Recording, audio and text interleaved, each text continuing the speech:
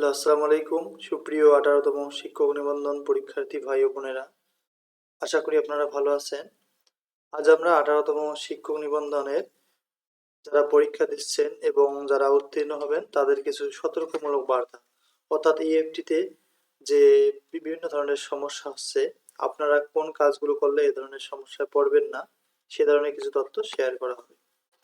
আর যারা 19তম প্রিপারেশন নিচ্ছেন তারা আমাদের কাছ থেকে 19তম প্রিলিমিনারি ও রিটেন সাজেশন সংগ্রহ করতে পারেন। আর যাদের 18তম ভাইবা এখনো হয়নি তারা চাইলে ভাইবার সাজেশনও নিতে পারেন। তো চলুন আমরা আমাদের মূল বিষয়ে চলে যাই। আপনারা যারা নতুন শিক্ষকতা পেশায় আসতে চাচ্ছেন তাদের জন্য কিছু বিষয়ে অবশ্যই সতর্কতা অবলম্বন করতে হবে। তা না হলে আমাদের মতো আপনাদেরও প্রবলেম হতে পারে। বর্তমান ইএফটি কার্যক্রম চলতেছে এবং অলরেডি কিন্তু শিক্ষক নিবন্ধনে যারা শিক্ষকতা পেশায় এসেছে তারা কিন্তু প্রথম ও দ্বিতীয় ধাপে ইএফটিতে বেতন পেয়েছে।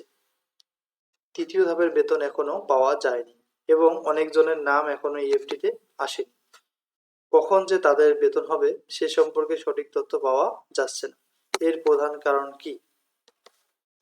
এর প্রধান কারণ হলো আপনাদের এনআইডি কার্ড, সার্টিফিকেট ও বিভিন্ন তথ্যে আপনাদের জন্ম নিবন্ধনের সাথে এনআইডি কার্ডের তারিখ মিল নেই, অথবা সার্টিফিকেটে এক নাম এবং এনআইডিতে আরেক নাম।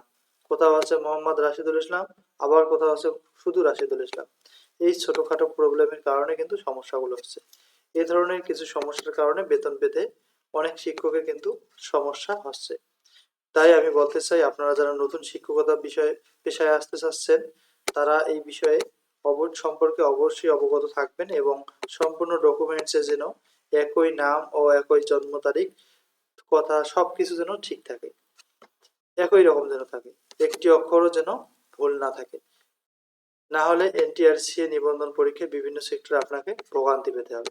যদি এই ধরনের ছোটখাটো প্রবলেম থাকে আপনারা জয়েন করার পূর্বে এগুলো সংশোধন করার চেষ্টা করবেন।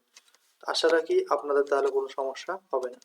তো সকলের জন্য শুভকামনা রইল। যদি আমাদের তথ্যগুলো আপনাদের ভালো লাগে, একটু হেল্পফুল হয়, অবশ্যই আমাদের চ্যানেলটি সাবস্ক্রাইব করবেন।